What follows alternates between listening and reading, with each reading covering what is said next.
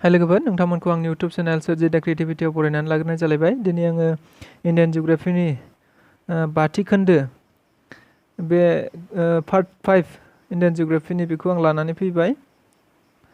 नोंथांमोना भिडिअखौ सिगांनिफ्राय जोबजासिम नायलांगोन होननानै आसा खालामनाय थाबाय आरो नायनानै मोजां मोनोब्ला लाइक खालामगोन, शेयार खालामगोन आरो माबाफोर सोंनांगौ एबा साजेसन दङब्ला कमेन्ट बक्सआव कमेन्ट खालामनानै फोरमायहरगोन होननानै आसा खालामनाय थाबाय। लोगोसे नायनानै जुदि मोजां मोनोब्ला नोंथाङा आंनि YouTube चेनेलखौ साबस्क्राइब खालामनानै लागोन होननानै आसा खालामनाय थाबाय आरो सोरनोबा फोरमायनांगौ दङब्ला जाहाथे शेयार खालामनानै फोरमायहरो आं बेखौनो गुरै खावलायनाय थाबाय।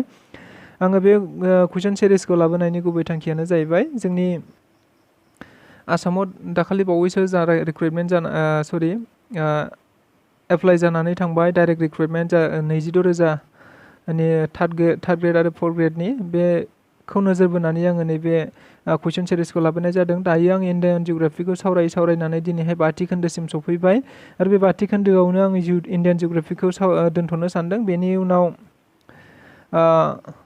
गाबोननिफ्राय आङो गुबुन आयदानि सायाव सावरायनो लागोन। गतिके नोंथांमोना आंनि भिडिअखौ सिगांनि भिडिअफोरखौ नायाखैब्ला जेरै पार्ट 1, पार्ट 2, पार्ट 3, पार्ट 4 बेफोर सिरिजफोरखौ नायाखैब्ला नोंथाङा जाहाथे डिसक्रिपसनाव थांनानै लिंकआव थुनानै नायो बबे मोनसे पार्टखौ नायनो। गतिके आङो गासैबो पार्टनि लिंकफोरखौ आङो डिसक्रिपसनाव होनानै दोनखागोन। नोंथांमोनहा डिसक्रिपसनाव थांनानै थोंजोङै नायनो हागोन। फैदोब्ला जोङो कुइसनखौ जागायनोसै। दिनैनि इन्डियान जिअग्राफिनि आङो बेखौनो लास्ट पार्ट खालामनाय जादों। बेनि उनाव गुबुन मोनसे आयदानि सायाव जोङो सावरायगोन। बेबायदिनो लासै लासै जोङो मोनफ्रोमबो आयदाखौ कभार खालामनो नाजागोन एबा नोंथांमोननि मोजांनि थाखाय। गतिके नोंथांमोनहा आंनि YouTube चेनेलजों सिथाबनानै थाफाबाय थागोन होननानै आसा खालामनाय थाबाय। बिदिब्ला जोङो कुइसन फारसे आवगायनोसै।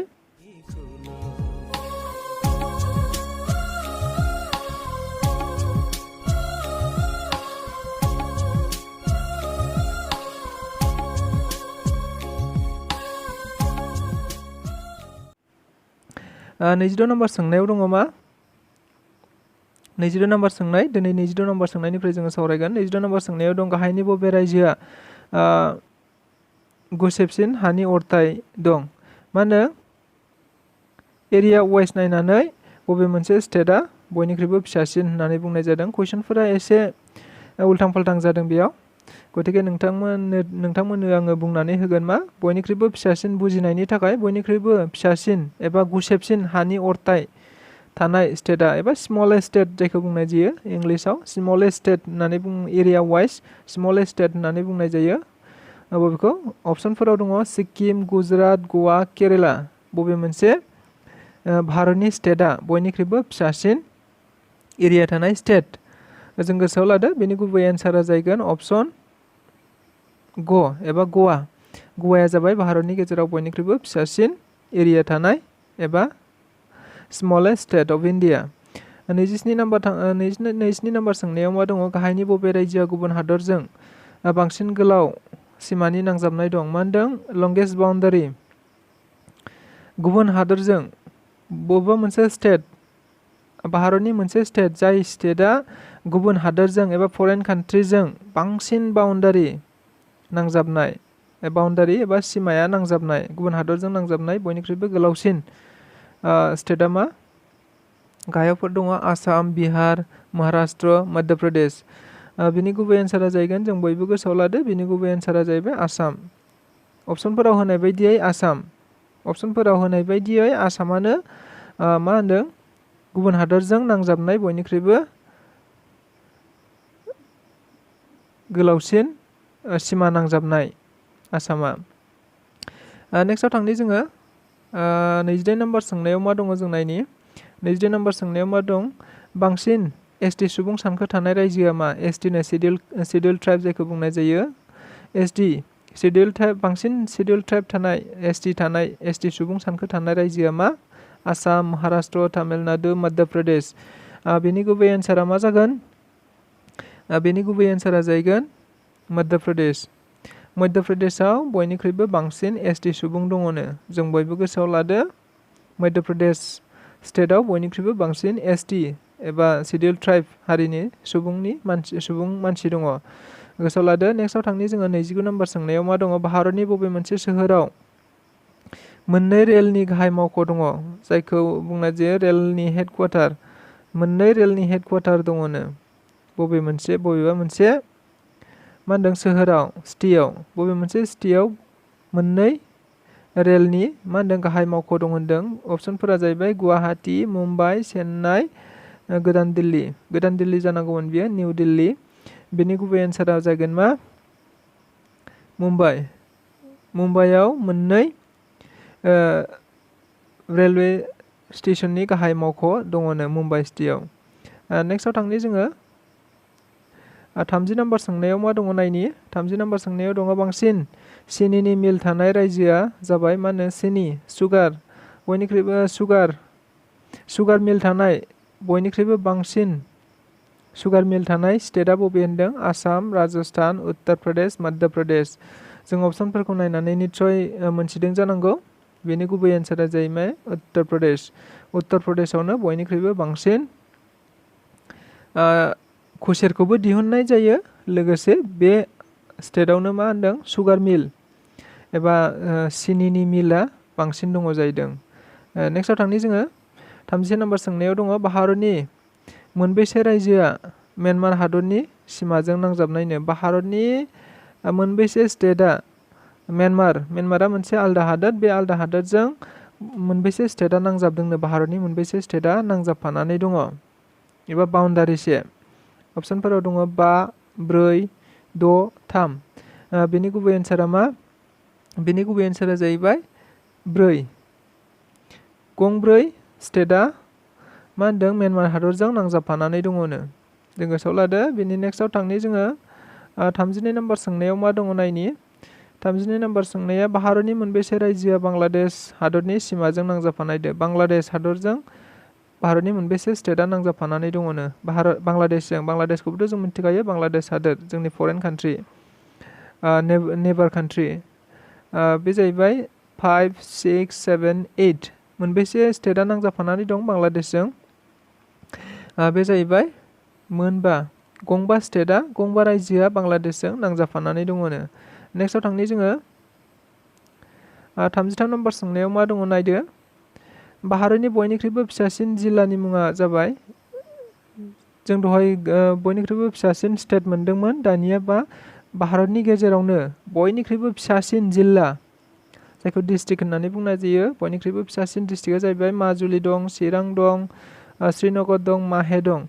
बेनि गुबै एन्सारा मा? बे जाहैबाय, जों गोसोआव लादो बयबो फिसासिन डिस्ट्रिक्ट, बियो हयथ'बा फैनो हानाय माहे जाहैदों। माहेया जाहैबाय भारतनि गेजेराव बयनिख्रुइबो फिसासिन जिल्ला एबा डिस्ट्रिक्ट। बे माहेया बहा दं? पन्डुचेरियाव दङ।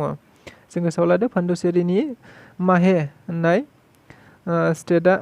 डिस्ट्रिक्टआ बयनिख्रुइबो भारतनि गेजेरावनो फिसासिन डिस्ट्रिक्ट, जिल्ला। 34 नम्बर सोंनायाव दङ तेहरी बान्दोआ गाहायनि बबे रायजोआव दङ? तेहरीखौथ' जों मिथिखादों बयबो। तेहरीया जाहैबाय भारतनि गेजेराव बयनिख्रुइबो गोजौसिन बान्दो। बे गोजौसिन बान्दोआ बबे रायजोआव दं होननानै बुंदों? तेहरी बान्दोआ बबे रायजोआव दङ? आसामाव, केरेलायाव, उत्तराखन्ड, महाराष्ट्रआव। बबे मोनसे रायजोआव दङ तेहरी बान्दोआ? बे जाहैबाय उत्तराखन्ड। गुबै एन्सारा जाहैबाय उत्तराखन्ड। तेहरी बान्दो, भारतनि गेजेराव बयनिख्रुइबो जौसिन बान्दोआ उत्तराखन्डआव दं आरो बे बान्दोनि मुङा जाहैबाय तेहरी बान्दो। जों गोसोआव लादो। नेक्स्टआव थांनि जोङो 35 नम्बर सोंनायाव मा दङ नायनि? आसामनि गासै सिमानि बेसेबां जौखोन्दोआ हाग्रा ओनसोलनो? आसामनि बेसेबां जौखोन्दोआ हाग्रा ओनसोलनो? आसामाव बेसेबां % हाग्रा दं होननानै बुंनाय जादों थारमाने? बेसेबां जौखोन्दो हाग्रा दं आसामाव? आसामाव बेसेबां जौखोन्दो हाग्रा दं? 30 जौखोन्दो, 32 जौखोन्दो, 34 जौखोन्दो आरो 36 जौखोन्दो। जों बयबो गोसोआव ला, बेबो मोनसे इम्परटेन्ट कुइसन। बेनि गुबै एन्सारा जाहैगोन मा? 34 जौखोन्दो दङनो आसामाव। हाग्रानि जौखोन्दोआ 34 जौखोन्दो। जों गोसोआव लादो। 32 नम्बर सोंनायाव थांनि जोङो। 32 नम्बर सोंनायाव मा दङ नायदो? बबे गंसे सा सानजानि रायजोआ आसामजों बाङाइसिन सिमा नांजाबनाय दंनो? नर्थ इस्ट स्टेटफोरनि गेजेराव बबे मोनसे स्टेटआ, बे नर्थ इस्टनि बबे मोनसे स्टेटआ आसामजों एसेल'सिन नांजाबफानानै दङनो आसामनि सिमाजों एसेल'सिन नांजाबफानानै दं बे जाहैबाय सिक्किम त्रिपुरा मणिपुर नागालेण्ड बेनि गुबै एन्सारा जाहैगोन मा बेनि गुबै एन्सारा जाहैगोन त्रिपुराया आसामजों एसेल'सिन सिमाया नांजाबफानानै दङ नेक्स्टआव थांनि जोङो 34 नाम्बार सोंनायाव मा दङ नायनि गुवाहाटीयाव थानाय टि अक्सन सेन्टारा माब्ला गायसनजादोंमोन गुवाहाटीयाव मोनसे टि अक्सन सेन्टार दङ बे टि अक्सन सेन्टारा माब्ला गायसनजादोंमोन होनदों 1968 1971 1969 1970 बेनि गुबै एन्सारा मा जागोन बेनि गुबै एन्सारा जाहैबाय 1970 आव गुवाहाटीयाव थानाय टि अक्सन सेन्टारखौ गायसननाय जादोंमोन 32 नम्बर सोंनायाव मा दं इन्द्रावती हाइड्र' इलेक्ट्रिक प्रजेक्टआ गाहायनि जिल्लायाव दङ गाहायनि बबे जिल्लायाव दङ होनदों माखौ नैबे इन्द्रावती हाइड्र' इलेक्ट्रिक प्रजेक्ट होननानै बुंनाय जादों इन्द्रावती हाइड्र' इलेक्ट्रिक प्रजेक्ट बे बबे जायगायाव दङ होनदों बबे स्टेटआव दङ अप्सनफोराव दं उरिष्या आसाम तामिलनाडु अरुणाचल प्रदेश बेनि गुबै एन्सारा बबेयाव दं बे जाहैबाय उरिष्या माने इन्द्रावती हाइड्र' इलेक्ट्रिक प्रजेक्टआ उरिष्यायाव दङ गोसोआव लादो नेक्स्टआव थांनि जोङो 39 नम्बर सोंनायाव मा दङ नायदो लकटाक फुख्रिया बहा दं मोनसे फुख्रि बियो लेक मोनसे लेक बियो फुख्रि बे फुख्रिया बहा दं होनदों लेकटाक इंराजियाव बेखौ लेक होननानै बुंनाय जायो LAKE लेक बियो बबेयाव दं आं फुख्रि होननानै बुंनाय जादों बेखौ बर'आव आरो लेकआ माबाफोर सोदोब अरजाथाव दङ नामा बेखौ नोंथांमोना मिलायनानै लादो जिखुनु लेक लकटाक लेकआ फुख्रिया बबेयाव दं होनदों मणिपुर नागालेण्ड आसाम मिज'राम बेनि गुबै एन्सारा जाहैगोन मा मणिपुराव नैबे लकटाक फुख्रिया दङ मणिपुराव नेक्स्टआव थांनि जोङो 40 नम्बर सोंनायाव मा दङ नायनि 40 नम्बर सोंनायाव दं नर्मदा दैमाया गुबैयै फैदों नर्मदा दैमाया बबेनिफ्राय फैदों गुबैयै एबा अरिजिना मा नर्मदा दैमानि अरिजिना मा नर्मदा रिभारनि अरिजिना मा ब्रह्मपुत्र अमरकान्तक सतुरा गंगा बिनि गुबै एन्सारा मा जागोन बिनि गुबै एन्सारा जाहैबाय नैबे अमरकान्तक नर्मदानि गुबै एबा अरिजिना जाहैबाय अमरकान्तकनिफ्राय नर्मदा दैमाया बोहैबोदों 44 नम्बर सोंनायाव मा दङ गाहायनि बबे दैमानि गुदिया भारतनिफ्राय बोहैनाय नङा बियो मोनसे भारतनिनो दैमा गोजा ब्रह्मपुत्र नर्मदा गंगा यमुना बेफोरबो मोनसे भारतजोंनो बोहैलांनाय दैमा बेफोर दैमानि बबे मोनसे दैमानि गुदिया भारतनिफ्राय ओंखारनाय नङा गुबुन हादरनिफ्राय फैनाय एबा बिनि खर'आ बिनि बोहैबोजेननाया गुबुन हादरनिफ्रायसो बोहैबोनाय बेनि बबे दैमाया गुबुन हादरनिफ्राय बोहैबोनाय होननानै बुंनाय जादों अप्सनफोराव दङ ब्रह्मपुत्र नर्मदा गंगा यमुना बेनि गुबै एन्सारा जाहैबाय ब्रह्मपुत्र जों बयबो मिथिखायो अब्लाबो ब्रह्मपुत्रनि गुबैया अरिजिना जाहैबाय माबा नङा भारतनिफ्राय बोहैनाय नङा बियो गुबुन हादरनिफ्राय बोहैबोनाय 42 नम्बर सोंनायाव मा दं जों नायनि गाहायनि बबे दैमाखौ दक्षिण गंगा मुङैबो मिथिनाय जायो दक्षिण गंगा मुङैबो मिथिनाय जायो खोला गंगा मुङै माखौ मिथिनाय जायो नर्मदा महानदी कृष्णा गोदावरी बबेखौ मिथिनाय जायो जोङो दक्षिण गंगा जों गोसोआव लादो बिनि गुबै एन्सारा जाहैगोन मा गोदावरीखौ दक्षिण गंगा मुङैबो मिथिनाय जायो गोसोआव ला 43 नम्बर सोंनायाव दं मा सिलिका फुख्रिया गाहायनि बबेयाव दङ सिलिका लेकआ बबेयाव दङ होनदों आसामाव दंना बेंगलाव दंना उरिष्यायाव दंना तामिलनाडुआव दं सिलिका फुख्रि बेनि गुबै एन्सारा जाहैगोन मा उरिष्यायाव सिलिका फुख्रिया दङ नेक्स्टआव थांनि जोङो 44 नम्बर सोंनायाव मा दङ नायनि भारतआव आबाद मावजानाय हानि जौखोन्दोआ बेसेबां हायाव भारतनि बेसेबां जौखोन्दो हायाव जोङो आबाद मावो एबा बेसेबां जौखोन्दो हाया आबाद मावजाथावथाव बेसेबां जौखोन्दो हाया भारतआव आबाद मावजाथावथाव बेनि गुबै एन्सारा जाहैबाय 25 जौखोन्दो 35 जौखोन्दो 45 जौखोन्दो आरो 55 जौखोन्दो अप्सनफोराव बेबायदि दङ बेनि गुबै एन्सारा जाहैगोन 35 जौखोन्दोआल' आबाद मावजानाय हा दङनो भारतआव नेक्स्टआव थांनि जोङो 45 नम्बर सोंनायाव दं रेड क्लिफ सिमाया बबे मोननै हादोरनि गेजेराव दङ रेड क्लिफ बियो मोनसे सिमा बे सिमाया मोननै हादोरनि गेजेराव थानाय मोनसे सिमा बियो सिमानि नाम बे रेड क्लिफ सिमाया बबे मोननै हादोरनि गेजेराव दं होनदों भारत आरो पाकिस्तान भारत आरो आफगानिस्तान भारत आरो चाइना म्यानमार आरो भारत बबे मोननै हादरनि गेजेराव दङनो रेड क्लिफ लाइना बे जाहैबाय भारत आरो पाकिस्ताननि गेजेराव थानाय सीमाखौ रेड क्लिफ होननानै बुंनाय जायो, गोसोआव लादो।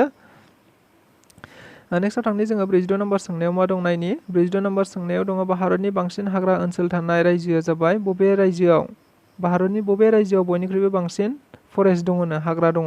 आसाम, अरुणाचल प्रदेश, मध्य प्रदेश, केरेला। बबे रायजोआव बयनिख्रुइबो बांसिन हाग्रा दङनो भारतनि गेजेराव, बबे स्टेटआव? बे जाहैबाय मध्य प्रदेश। मध्य प्रदेशआव बयनिख्रुइबो बांसिन हाग्रा ओनसोल दं।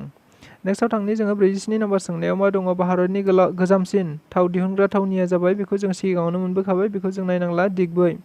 दिग्बैया जाहैबाय भारतनि बयनिख्रुइबो गोजामसिन थाव दिहुनग्रा थावनि। नेक्स्टआव थांनि जोङो 48 नम्बर सोंनायाव मा दङ नायनि। आसामनि बबे ओनसोलाव खमसिन अखा हायोनो? खमसिन अखा हानाय ओनसोल एबा जायगा, आसामनि बबे जायगायाव बयनिख्रुइबो खमसिन अखा हायो? इम्पर्टेन्ट कुइसन बियो, जों गोसोआव ला। क'क्राझाराव, मरिगाव, डिब्रुगड़, लामदिं। बबे मोनसे जायगायाव आसामनि गेजेराव बयनिख्रुइबो खमसिन अखा हायोनो? बे जाहैबाय लामदिं। लामदिंआव बयनिख्रुइबो खमसिन अखा हायो। 49 नम्बर सोंनायाव मा दङ? आसामाव गंबेसे थाव सोदांग्रा थावनि दङनो? गंबेसे थाव सोदांग्रा रिफाइनारि, वेल रिफाइनारि दङनो आसामाव? गंबेसे दङ? बे जाहैबाय गंसे, गंनै, गंथाम, गंब्रै। मोनबेसे दङ? जों बयबो गोसोआव लादो, गंबेसे दं? गंब्रै थाव सोदांग्रा थावनि दङनो आसामाव। नेक्स्टआव थांनि जोङो एबा दिनैनि एबा इन्डियान जिअ'ग्राफिनि बयनिख्रुइबो आंनि बायदि जोबथा सिरिज, जोबथा पार्टनि जोबथा कुइसन बियो, जों गोसोआव लादो। आरो सम मोनोब्ला आरो सम जायोब्ला जोङो नेक्स्टआव गुबुन इम्पर्टेन्ट इन्डियान जिअ'ग्राफिनि सिरिजफोरखौ आं लानानै फैगोन। गतिके जोङो लास्ट कुइसनखौ नायनि। 50 नम्बर सोंनायाव दङ कार्बि प्लेटिउ आरो नागा हाजोखौ बोखावदों। कार्बि प्लेटिउ आरो नागा हाजोखौ माबेबा मोनसे दैमाया बोखावनानै दोनदों, एबा बे कार्बि प्लेटिउ आरो नागा हाजोनि गेजेराव मोनसे दैमा दङ। बे दैमानि मुङा मा होनदों? बराक दैमा, धोनस्रि दैमा, कपिली दैमा, दियां दैमा। बेनि गुबै एन्सारा जाहैगोन मा? जों बयबो गोसोआव लादो, धोनस्रि दैमा। धोनस्रि दैमाया कार्बि प्लेटिउ आरो नागा हाजोखौ बोखावनानै दोनदों, एबा कार्बि प्लेटिउ आरो नागा हाजोनि गेजेरजों धोनस्रि दैमाया बोहैलांदों। स' लोगोफोर, दिनैनि भिडिअआव आंनि भिडिअखौ सिगांनिफ्राय जोबजासिम नायनायनि थाखाय गोजोननाय थाबाय, साबायखर थाबाय। नायनानै जुदि मोजां मोनबायब्ला लाइक खालाम, शेयार खालाम आरो साबस्क्राइब खालाम। इउटुब चेनेलखौ साबस्क्राइब खालामाखैबा साबस्क्राइब खालामनानै ला, जाहाथे आं जेब्लानो गोदान भिडिअ हगारो अब्लानो नोंथाङा थोंजोङै नुयो। स' गोजोननाय थाबाय दिनैनि भिडिअखौ सिगांनिफ्राय जोबजासिम नायनायनि थाखाय।